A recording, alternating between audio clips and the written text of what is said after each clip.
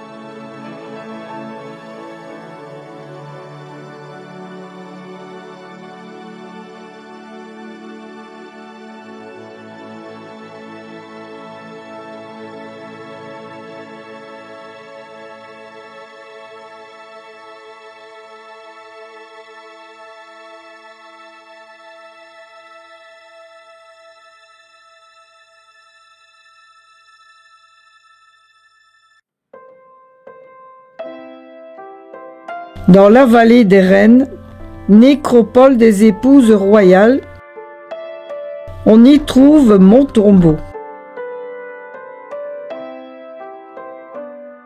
J'étais la préférée de Ramsès II. Il a fait de ma tombe une résidence posthume magnifique. Elle fut découverte en 1904 en mauvais état. Elle est maintenant parfaitement restaurée. Fresque par fresque, aucune goutte de peinture ne fut rajoutée. Je suis fière de vous y accueillir.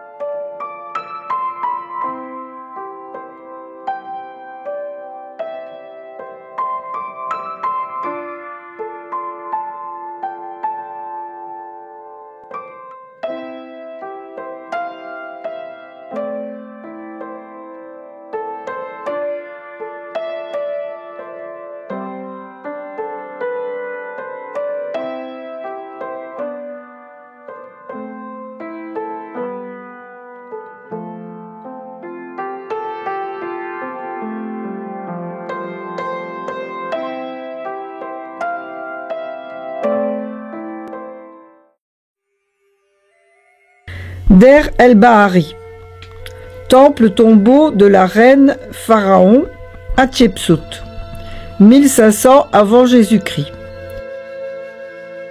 Ce temple, creusé dans la montagne, est appelé le sublime des sublimes. 3 terrasses conduisent au sanctuaire. Veuve du pharaon Thoutmôsis Ier, son fils, trop jeune pour régner, elle prit la gérance, puis se proclama pharaon.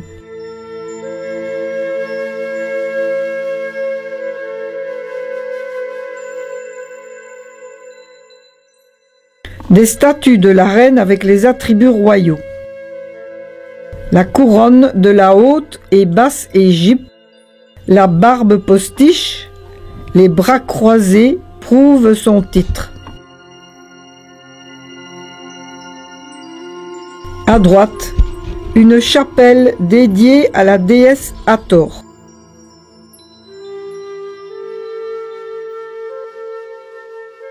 Reste d'un temple disparu, les colosses de même nom.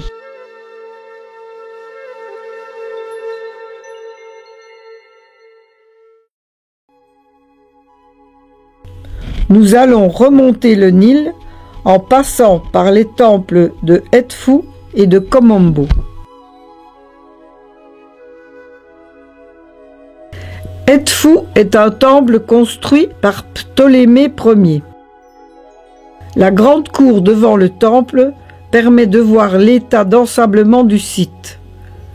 Avant les travaux de l'égyptologue Mariette au siècle passé.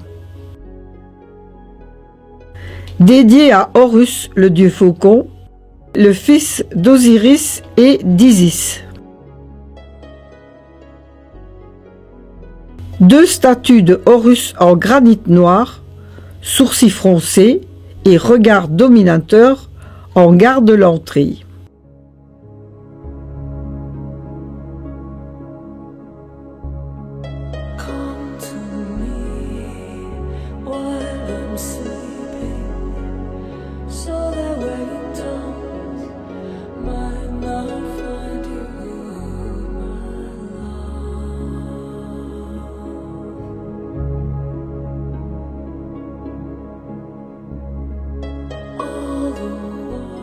Après la cour intérieure, bordée de grandes colonnes, nous entrons dans les grandes salles aux colonnes hypostyles qui ont conservé leur toit en pierre, laissant passer une lumière tamisée.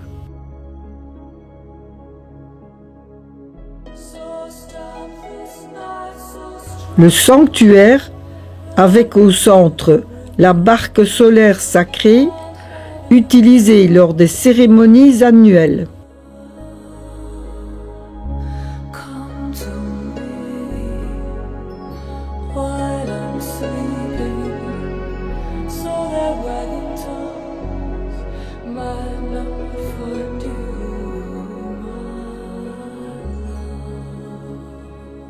Sur les murs de l'enceinte sont gravés les rituels, les cérémonies et les unions des dieux.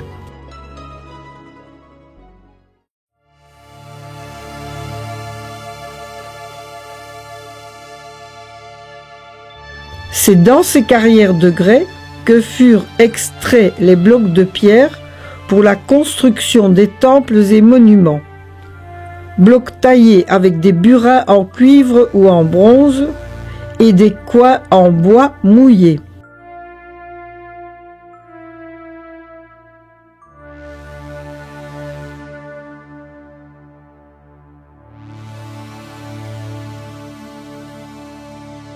Un petit sanctuaire pour les tailleurs de pierre.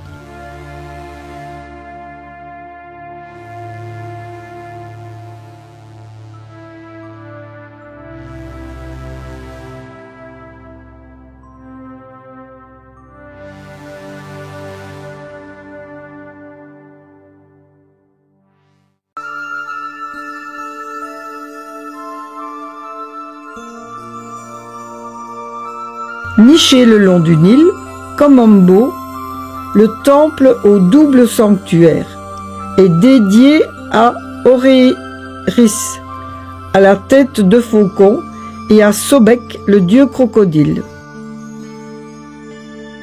Division religieuse du temple en deux, mais unité de l'édifice.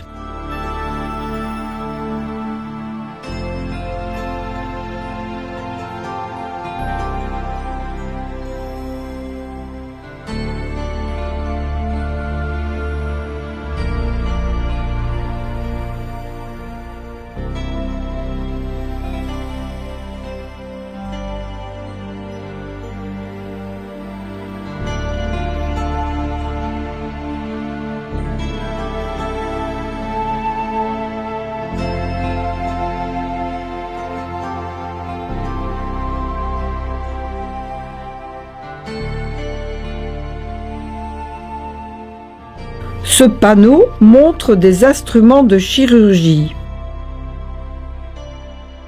Sur les murs, on retrouve toute la mythologie pharaonique.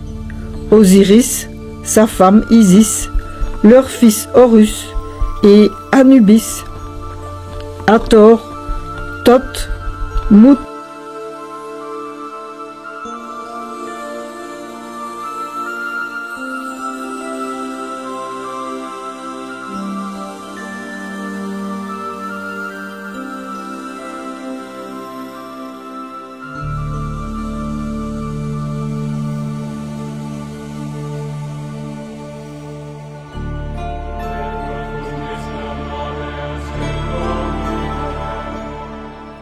Dans la cour, à côté du Nil, le nilomètre, qui permettait de voir et de mesurer la crue annuelle du Nil. Dieu de la fertilité, lié aux milieux aquatiques et verdoyants, Sobek, le dieu crocodile, était vénéré et momifié.